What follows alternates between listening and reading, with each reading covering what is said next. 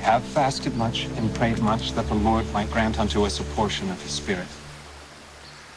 Remember the Lord's promise to our father, that many shall believe on our words, and he will deliver us out of the hands of the Lamanites.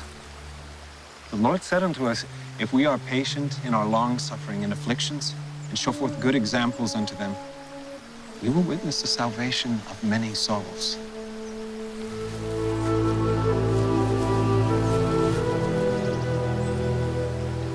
Lord, grant unto us a portion of thy Spirit to go with us and abide with us, that we might be an instrument in thy hands to bring, if it is possible, our brethren, the Lamanites, to the knowledge of the truth.